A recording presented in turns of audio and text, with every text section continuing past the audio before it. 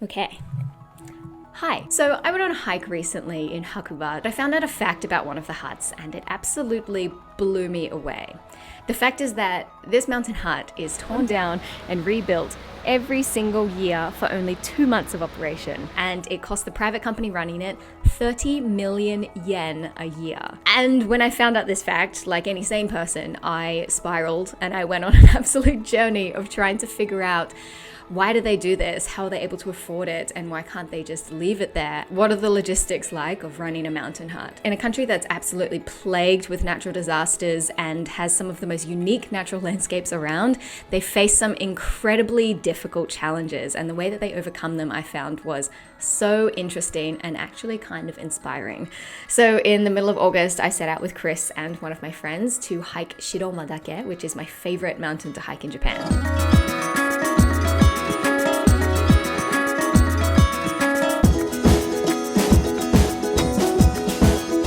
We are officially 2 kilometers, 1 hour into our hike up Shiroma. This time I'm with my friend Laura. So dark. How you feeling? Good. Nice. A little sweaty. Beautiful. A bit sweaty, yeah. Chris is pooping.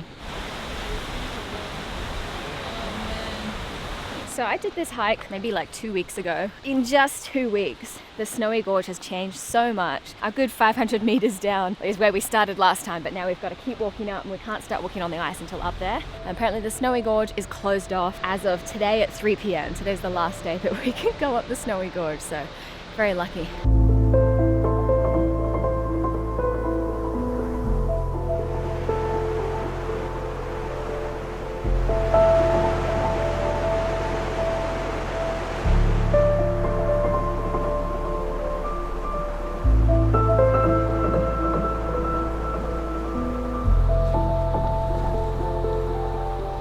Got our spikes. Spiky. How do they feel?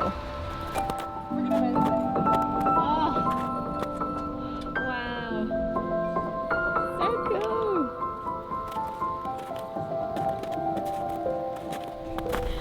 Nothing to worry about here, just a little crevice. Woo!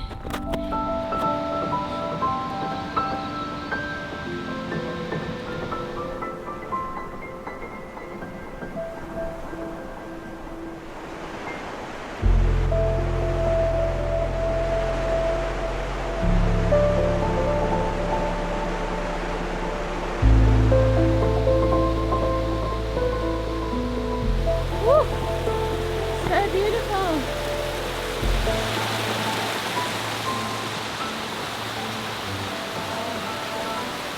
The thunderstorm Yeah, that we no, saw we were was up like there last night. at the top. Oh, you were in the lightning storm? Hail. Oh, really? Well, so the lightning was like Oh, hey, on the Hannah, mountain. you're Hannah. Oh, yeah, yeah. Oh my god. Oh, blue sky. Let's go. And come all the way down there. Wow. Whee. Nice work, guys. It's not hard towards you. That final push was really tough. I know. Why is it always like that? The last like 10 minutes I was like, I don't want to do it. So we started the hike early because we knew that there's supposed to be some rain and all of that happening in the afternoons. It's only like not even 12 o'clock. I've never made it to the top of a mountain so early in the day. So we think this hut here, a man was telling us that it's a public hut, meaning that, yeah, the government pays to have this here and everything. Apparently they've got like a buffet of food. So like instead of just like a sit down meal, you can just go and like dish up whatever you want, which is amazing. Yeah, Buffet buffet. sounds Oh my great. Who booked our hut? Sorry, sorry. La-di-da. Continental. Well, aren't you a tiny plum?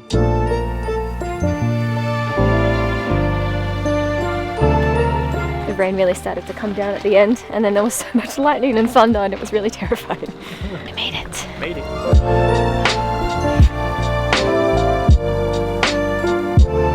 this hut that we're staying at right now is definitely like one of the nicer huts that I've stayed at. Like just the sheer size of it, the amount of rooms, how clean and well kept everything is. The fact that there's like a sky plaza, which is like its own separate little restaurant that you can like order food from, and it's really beautiful. It's so impressive like how this was built.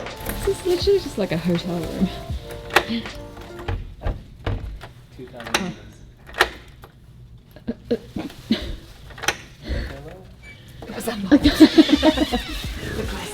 The classic Japanese room. Oh yeah.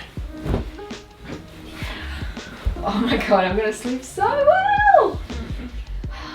Hakuba Sanso is one of the largest mountain huts in Japan, and after staying here for a couple of times now, I think it's one of my favorites. It's definitely the most comfortable and, I don't know, luxurious experience on a mountain, if that's a thing. By an absolute stroke of luck, through a friend of a friend, I was introduced to the CEOs behind this mountain hut and most of the mountain huts on Shiromadake, and they agreed to sit down for an interview where I got to ask them all of my burning questions. 私は松沢定一です。私の祖父が山を開いた松沢定一です。一番初めに乗ったのは5歳の時です。5歳 My name is Eishiro Matsuzawa. Our company is running Hakuba Sanso, Hakuba Oike Sanso, Hakuba Yari Onsen, and so on. The first of the Hakuba Sanso was built in 1906. そうそう。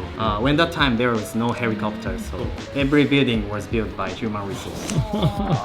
やっぱり施設を絶えずリニューアルしていかなきゃいけないんで、それが大変ですね。半年、ほんと3ヶ月間くらいしか営業できないので、冬はもうクローズなんだけど、非常に風も雪もすごいところなんで、建物の影響っていうのは大変なんで、全て荷物、食料もそうだし、そういう資材含めて全部ヘリコプター、今ヘリコプターが少なすぎて、その荷上げの費用がすごく上がっちゃってるんで、かつての倍ぐらいになっちゃってるんで、何やるにしてもコストが高くなっちゃって大変なんですよ。だいたいヘリがこのワンシーズンで何回飛ばすんだ？300、400回以上。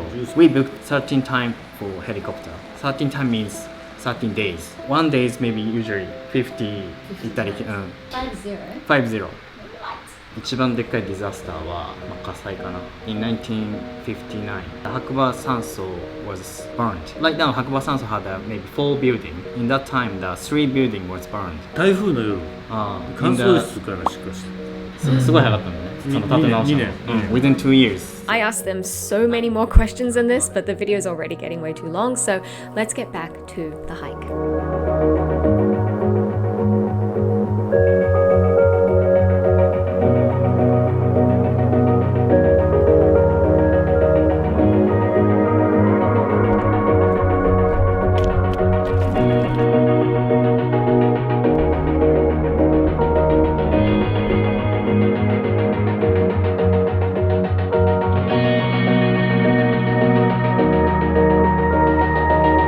Just a quick interruption to let you know, if you love nature and want to actively help in the protection and conservation of it, then please stick around until the end of the video where I talk about the sponsor, Planet Wild. Going to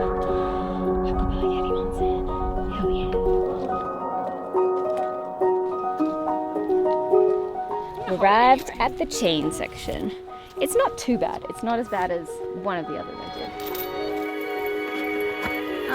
Made it look so easy. Can you struggle a bit more, please? Oh. Perfect.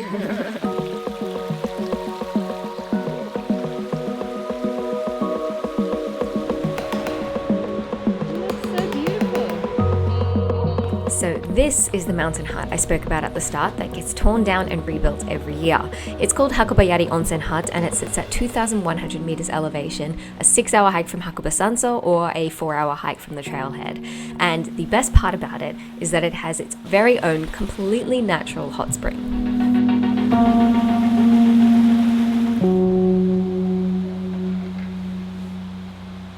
So one thing that is really cool about this onsen, obviously you've got an incredible view down the valley. You can watch sunrise from an onsen on a mountain, which is crazy.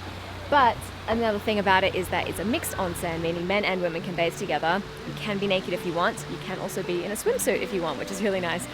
There's nowhere to like shower or wash yourself off before you go in, so you just go in even when you're sweaty.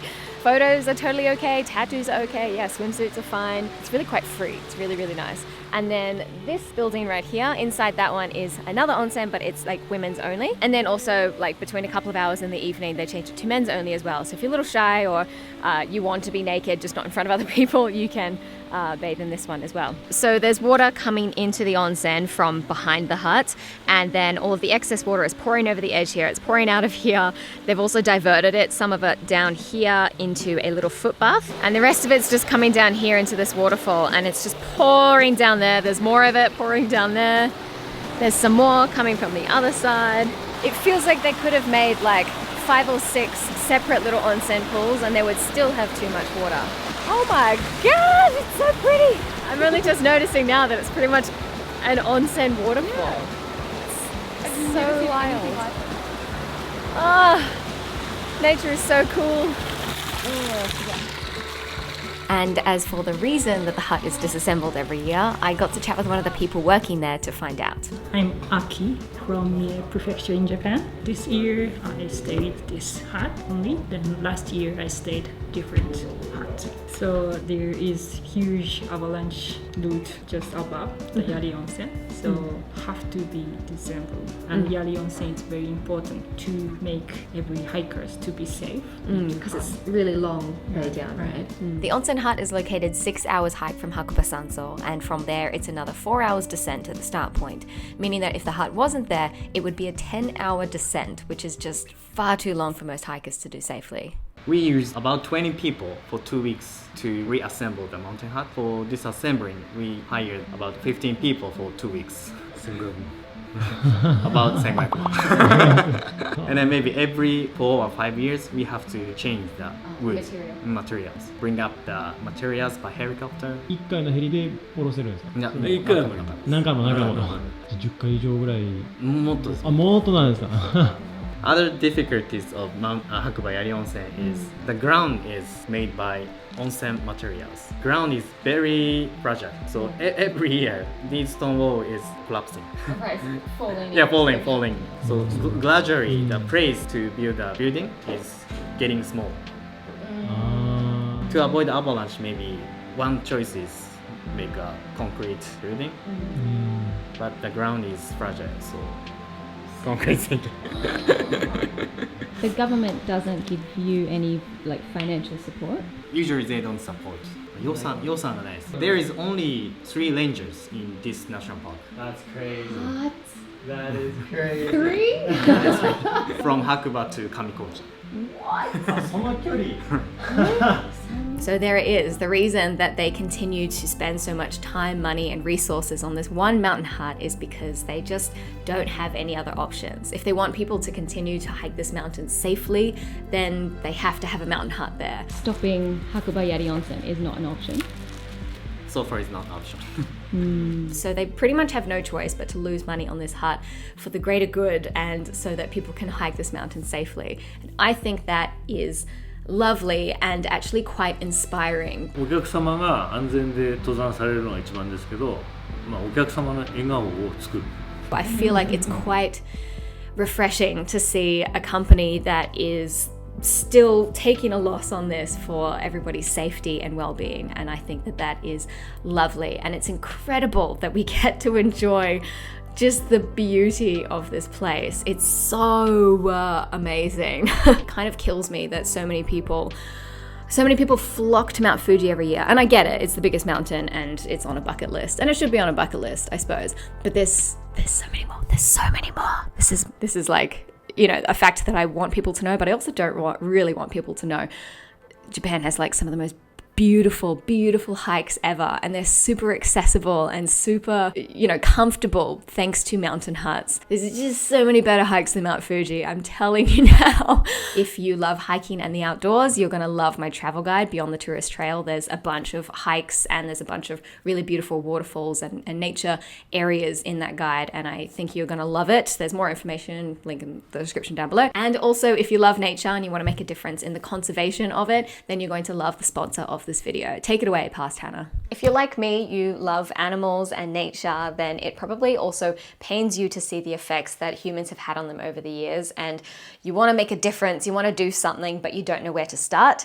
Well, the sponsor for this portion of the video has a cheap, effective, and transparent solution that is so easy to get started with. Planet Wild is an environmental protection organization that's giving back to nature by funding ecosystem missions to make a difference where it really matters. They carry out a new rewilding mission every month, and they document all of this on their YouTube channel so that you can really see where your money is going. In their latest video, they support the conservation of dolphins that are negatively affected by noise pollution under the water, a problem that most people, myself included, didn't know about until now. And all of this is made possible by a community of like-minded people funding their projects, which could be you as well. 91% of the funds raised goes directly towards helping restore the environment, which actually puts them in the top category of any environmental organization like them. And as a supporter, you get to see your impact firsthand via YouTube and the Planet Wild app. I think these days it's really easy to feel like I'm just one person, like how could I possibly make a difference? But if every person who felt that way just put a little bit of money every month to an organization like this, we can actually make a really big, impactful difference in the world. So if you want to take action rather than waiting for others to finally do something and join a growing community making a real difference, please check out Planet Wild and consider becoming a supporter. They'll cover the first month of your subscription for the first 200 people using my code CurrentlyHannah. And if you want to get to know them better first, please check out their latest projects protecting dolphins in Portugal from noise pollution. There'll be links in the description. Thank you, Planet Wild, for sponsoring this portion of the video, and thank you to you for watching all the way through to the end. If you enjoyed it, please give it a thumbs up and consider subscribing if you're not already. And I hope you enjoyed this video. Follow me on all of the things, and I'll see you guys next time. Bye.